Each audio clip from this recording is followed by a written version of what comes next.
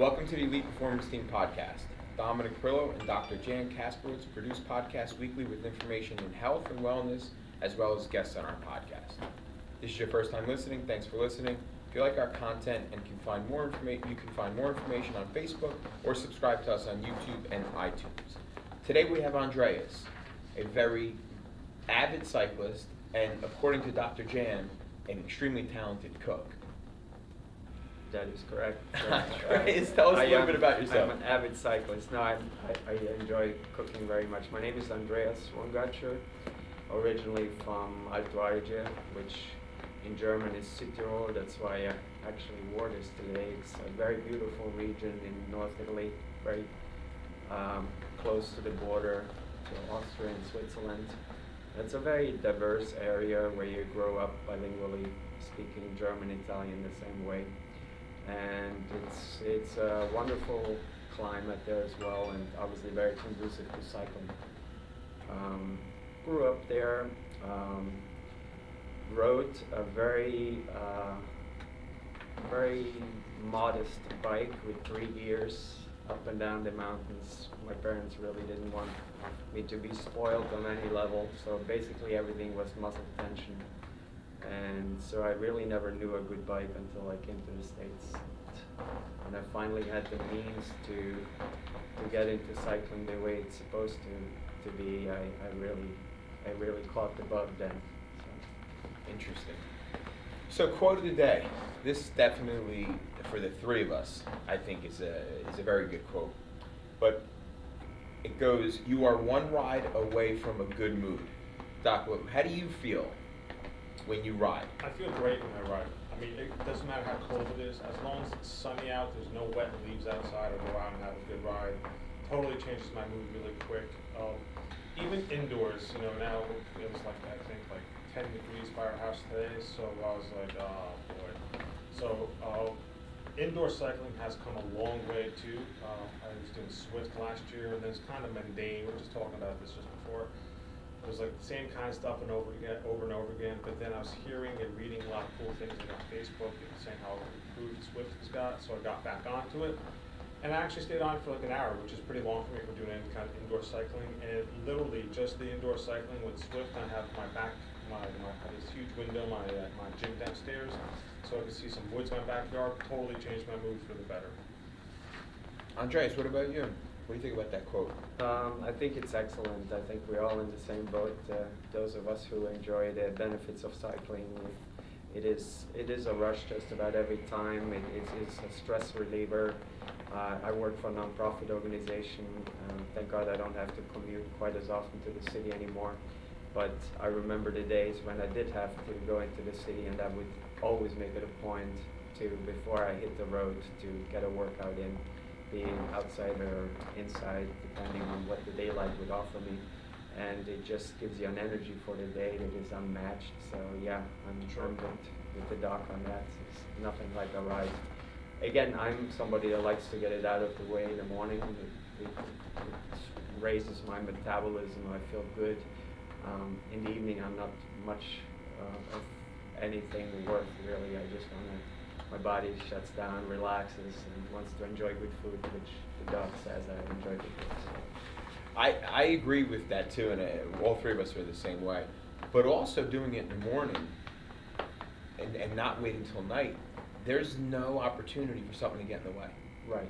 Now I got to go here, this change, that hit traffic, whatever the case is. Yes. So I think it's certainly, from a training standpoint, it's smarter to just get it done in the morning. Yes. Personally, I feel better. I always feel better training in the morning. When it comes to endurance stuff, I could strength train any time of the day. Yeah. That doesn't. And I believe there's a science to it that you are a bit stronger for lifting in the evening. Is that so? Yeah, it's after 4 p.m. 4 p.m. Right? Yeah. I think there's an increase in your natural testosterone production too, so it's better to do cardio or cycling in the morning for early weight. Also, it's like you mentioned, for increasing metabolism, do it on a fasted ride, or people call it a coffee ride sometimes, and then do your lifting afterwards. I especially like the summertime for cycling, getting out nice and early, 6 o'clock in the morning on the road by 6, right? And by 9 o'clock, you got maybe 50 miles in, and you have your whole day, and it's 9 a.m. Exactly. And it becomes a little bit social as well when you're Yeah. riding with other people. It just becomes a whole. It's our happy hour. Mhm. That's it. It's our happy hour. Now, we all ride, but Andreas rides at a different level. So when did you mentioned you came here to the States. How old were you when you got here to the States? I came here in '95, so I was 25 years old. And I was probably, and we should bring in the weight equation because it will stun you what I tell you now. I came here probably at about 160 pounds, maybe 165. Very quickly was consumed by the fast New York life. I worked in the hotel business. I had various managerial positions in hotels, did a lot of crazy hours where sometimes I didn't see daylight for many days because it was just back-to-back night shifts, day shifts. And frankly, I got heavy. I got very heavy. So I ate the wrong foods. I was not familiar with the density of it 3 times now. And yeah, it is like, it's not necessarily a race, but it's being run like a race. Sure. So yeah, we had a good day.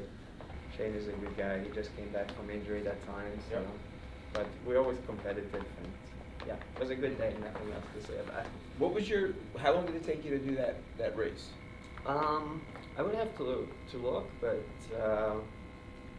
it was probably about an 18-mile average 18 speed. miles an hour? Yeah, which for the climbing, Oh, no, that's really you good. can't put it really in perspective. No, right. yeah. But yeah. And you obviously train outside. You do a lot of indoor, you do a lot of virtual training as well? Yes, I do. Yes, I do. Zwift? Swift. Yes, as a matter of fact, a small group of Fincraft riders were originally a beta group for Swift. Eric Min, back in the days when he just started out designing Swift, he needed a small amount of people to roll around virtually and see what is the feedback, what works, what does not. And in its beginning stages, there was really just one course, and I tried to think what it was, what they called it. But long story short, you were usually just riding around with 3-4 other people on Sure. Swift, which is unheard of nowadays. It's at any given time a couple thousand. Yeah. Absolutely, Yeah. right. Yeah, you jump on and it's a whole list of people, right? Yeah, absolutely. It's definitely come a long way. Yeah. What kind of trainer are you using? I have a smart trainer, Wahoo. Yeah, that's what I have. Yeah. Yeah, excellent. It works well, and going back to Swift, I think it is in many ways a very conducive workout, especially for time trialists, because it is that steady effort, that constant on the pedal pressure that sometimes you don't get outside. But again, I do like it a lot in the winter, Sure. especially being a little bit further up north, where we're going to have like 6 degrees tomorrow morning. So yeah. How do you train for time? So I guess the better question is where would you train when you want to really kind of open it up? And why I ask that is I don't know exactly where you live, but around here there's nowhere for me to try to go and even if it's 10 miles Yeah. and you just go full throttle. Right. You know, without a light, without traffic, without a stop sign. Yeah, yeah. Well, it is challenging even up by me in Orange County. I live in Chester, New York, but we have some courses that insiders of us know, and we do our loops there, and we test against each other, see where we fare. I have a good friend up there. His name is Glenn Bodikian. He lives in the same area, and there's a time trial course where leading up to the season, we see where we are, we know what times we ought to hit, and if we don't hit them, we've got to go a little harder next time. So. Are you guys on Strava too, competing on Strava? Well, obviously that's how you see afterwards Sure. what the effort was, but yes, Strava is obviously so important for a lot of people, but at the end it's just a gauge to see how you do in certain segments. That's the way I see it. It's not all that important. That Yeah, I usually somebody's- head down the shore, down to Island Beach State Park. So Okay. we have, from my house to the park is like 6 miles, and I think on the Beach State Park is like 9 miles in, 9 miles out. Right. So basically, you go as hard as you can. Unfortunately, there's nothing really blocking the Where wind. is that again? Sorry. It's down by by Seaside. Oh, On okay. Beach State Park, it's right by LBI too. Yeah, because LBI is there is a course down there, the actual time trial Yeah, course. you could go, the thing is, it's like, if it's a windy day, Uh-huh. let's say your average speed's like 20, you'll be doing like 26. But when that wind hits coming the other way, You're going 10. oh boy, yeah, it's painful, very painful. Yeah. And the park police are pretty strict. I believe me and Dom were riding there last year. The guy pulled over out of his van, and I usually train alone. I like training alone. I don't like training in groups. I don't like to socialize when I'm on the bike. I just want to do my thing, ride my bike, enjoy the moment. And just for a split second, maybe me and Dom were like side by side. The park police pulled over, cursed at us, and told us to stay single file. He didn't just pull over. He stopped in Stopped. the middle of the Middle of the road, road, like stopped traffic on the on double both yellow sides. line, and he was like, Yeah, yeah. "Whoa, Yeah. we're just riding, But we're the just riding cool bikes." thing, the cool thing is, because I don't train with other people, we did a ride from Millburn to LBI. It's about 110 miles, and I really never drafted. So then I got into this group with like 25 other cyclists, and I'm like in the middle of a pack, and I'm like, holy crap, I'm doing 26 miles, and I'm not even pedaling. This is fantastic. So I kind of like Ever drafting. since then, you're more into group Yeah, rides? this is cool. I can stay in the back, go in the front a little bit, nice Yeah. and easy. He was very, very comfortable Yeah. the whole ride. Yeah. The whole ride, because Yeah. it's a lot less work. Yeah. It's a lot less work. So let's talk about cooking. Yeah. And diet and the food you eat and your theory and things like this. Well, my theory is that there is no universal method for anyone to really be successful with racing successfully and finding a nutrition that is uniform for all. So when I say that is, I think I come to the point where I feel exactly what my body needs at any given point. It sounds silly, but it is a fact. When I, for instance, look for a lunch, if I'm craving carbs really, really bad, which I don't always do or not often do, even for that matter, I will not deprive myself for that for that plate of pasta, for instance. And the same way, when I feel like my body needs a steak, then it's steak time. So I really listen to my body, what it's telling me to do. I like to certainly use ingredients that are wholesome, that are sourced from places where I know where they come from. And that is something that growing up in Italy, my mother really taught me that in subtle ways, because we still had a butcher place. You probably know that, right? From Poland. I mean, Sure. there's still a butcher. There's a cheese place. There's a fish place. I mean, our there's a- butcher was literally across in the stable where we had the animals. So basically, I didn't grow up in Poland. Right. My family did. We brought all the traditions back here. So basically, we had a farm. We still had a Right. farm there. Everything was you would eat from snout to tail. And Yeah. I post some of the pictures of Yeah. our blood sausage. I could eat anything on a cow from snout to tail. Yeah, and I'm That the doesn't same make way. me some crazy carnivore, No. but it's like I try to eat what my ancestors ate. Yeah. But at the same point, it's plant-based because majority of the food on my plate is plants, Yeah. veggies, and then I'm eating like really wholesome quality Yeah. animal products as Yeah. well. Even cheeses, the cheeses we eat and the food that my wife buys. If we're not going to the Polish butcher where we know the food is really high quality, we're going to get a grass-fed, grass-finished Yeah. meat. Yeah. It's actually interesting because Jen and I had a conversation prior once what part of the cow, so to say, we eat, right? And we were talking about tripe and liver and kidneys and tongue. I don't love liver, but I Yeah. could eat liverwurst all day. Right, right. And Yeah. even like pickled herring, Right. it's like, my wife won't come anywhere near me with pickled, after I eat pickled herring, I just love pickled herring. Yeah, I mean, that's awesome. blood sausage, any part of the cow, which is fantastic, head cheese, which is delicious as well. Yeah. So both my parents are born and raised in Italy. Uh-huh. They came here when they were 20, Awesome. and You know where? Naples. Naples. Okay. Now we never went out to eat. Never went out to eat. It was always meals prepped at home. Occasionally on Fridays we would get pizza. It was so occasional, but most of the time my parents would make homemade pizza. Which Naples is known for. Right. And I mean, the pizza they make is to die for, literally to die for. Here I am telling you this is, I don't eat any carbs anymore, but, and every time it snowed, my mom made pizza. It was like, I associate those two together, like it's snowing out, like I want pizza. It's the craziest thing, but my father makes tripe, literally when I tell you all the time, but there's just something about his, I don't know, the smell when he's cooked, I don't know, Oh, the smell can be off-putting for sure. See, that's the thing. I enjoy the smell. I just don't enjoy the taste of it. I've had it in restaurants. It was okay. It was okay. And I'll literally eat. I will try almost anything. Intestines. I don't care. Yeah. The fat of the cow neck. It doesn't matter. I don't know that tripe. It just. We had a scenario most recently where for the first time, I introduced tongue to my wife, and maybe for our podcast listener, a few of them are clicking off right now because it is really, for some people, especially in this country, they're just not used to it. But I made little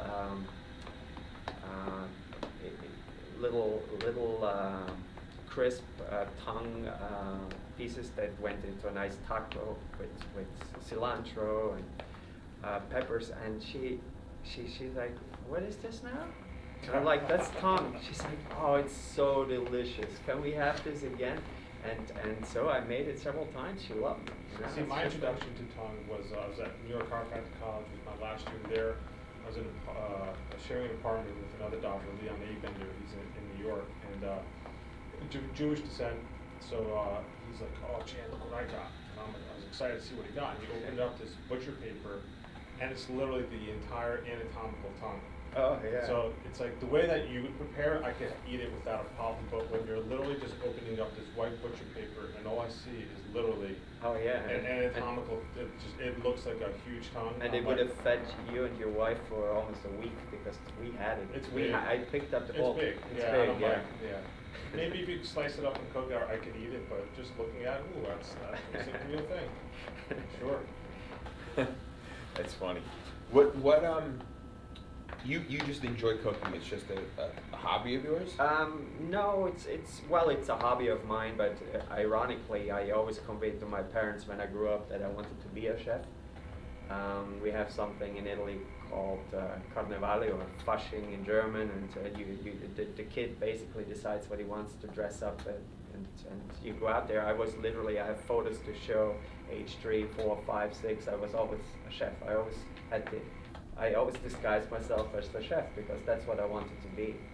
And then I went into the hotel business in various ski areas, and I was always attracted to the kitchens. I always had to look what the chef did, and so I had a very early access to good cooking, and I just enjoy it. I can do it just to say, if somebody tells me at 10 o'clock at night, "Andreas, I need you to cook me something." Oh yeah, let's do that. I can do that any day. Interesting. So I just love it. Now you're also the proud companion, because when I talk to my dog, Princess, she's not a pet. She's not a dog. She's my companion animal. Yeah. So we're on like an equal. Although I do feed her, I do take her outside. I pick up her poop. She's never done that for me ever. But she's my companion, so we're kind of equals. Do you feed? You have 2 boxers, 2 beautiful boxers, and you're a boxer guy. I've always been a boxer guy myself. Yeah.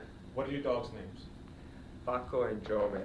So Bacco is basically from Latin. Bacco is the god of wine, and Giove is Jupiter. So 2 Italian names basically.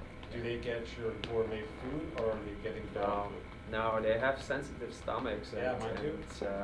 Unfortunately, they are on their certain crummies, we call them, like little, the ready food. My dog's on a prescription diet, and that's the only, she eats dog food. Right. She does not eat human food ever whatsoever, because then she gets like allergic issues. Yeah, I tried to go very high level with them at some point, where I thought I needed to spend a lot more on a bag of food for them because it must be better. and they didn't do good on it, so we went back to a more standardized food that they are used to, and it works for them. So. Yeah, we tried to do the raw meat diet for her. Oh, yeah. And we were spending money on it, and it's like she wasn't doing well No, with it. no. But she loves her. It's like some kind of hydrolyzed whey protein that she eats, and she devours it. Yeah. Super high energy dog. I see your dogs running around all the time. Yeah, no, I was told by our breeders actually that boxers don't do well on no grain diets. So she obviously may apply to some, may not apply to others, but anyway, here we are from time trialing to boxer dogs. So that's it. I love It's all it. encompassing. You love it. But going to the dogs for a second, they add certainly a caloric expenditure for me that is substantial, because I probably walk easily each day about 4 or 5 miles just walking them, easily. Well, our previous companion animal, Roxy, she was very unique. We would take her outside. You couldn't just leave her outside because they have this prey drive, and this is before we had a fence. So if she saw anything, boom, she's gone. She has to go get it. So we would have to walk her every day, 3 times a day for an hour to go pee or poop. And it's like it's pouring rain out, and she will not go pee or poop until like 45, 50 minutes into the walk. Oh, yeah. So the best investment we ever did with our dogs was get a fence. We put a fence in the backyard. Yeah. Now Simone could run back and forth, and do her That's thing. But yeah, she's and the great thing about boxers, they have. I mean, everybody says it's about their dogs, but you can see their facial expressions. They're like human. It's like it's like they sit like a person. They're companion, fantastic. I love your dog, Dr. Jan. My dog scared the crap out of you. Your dog scared the shit out of me. Yeah. We were at his house down the shore, and I was sitting on a couch, and the window to the street was here. And I was just sitting there, we were chit-chatting, I think I had a water in my hand, and all of a sudden, the dog was next to him, kind of on a right angle, and the dog beeline right to me with this ferocious. And she's jacked. She's all you know. She's got muscles. Sure. And I had no clue that she was going toward the window, coming right at me, and I was, again, my back's at the window, and there was a dog going by. That's because Yeah. no other dogs are allowed on the street. It's hilarious because to Doc and me, the knowing boxers, they would not really make an impression on us anymore as really fearful dogs, right? We're not that impressed by That was it. I mean, Yeah. aside from that, she was really good. No, I realize that sometimes I walk mine and I can see some people like, whoa, look at those. And I'm Well, like, that's the "Wow." thing. The thing is with boxers is they box. Yeah. So my girl, she's friendly, but when she starts playing, it's all like left hook, jab, left hook, jab. It's not like, sniff it. It's all left hook, jab. Doc, anything more you'd like to say? No, this is excellent. Andres is part of the FinCraft. What do you have set for next year? What kind of races you plan on doing? Well, I still wanted to do nationals one more time. I did nationals about 5-6 years ago.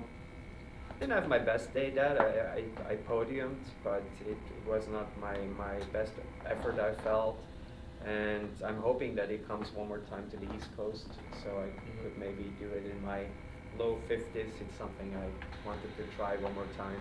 So you're shooting for nationals for this year? Well, I think it's still out west for one more year, and for Easterners to travel out there, it's generally proven as not very successful. Altitude comes into play too, because it's in Colorado.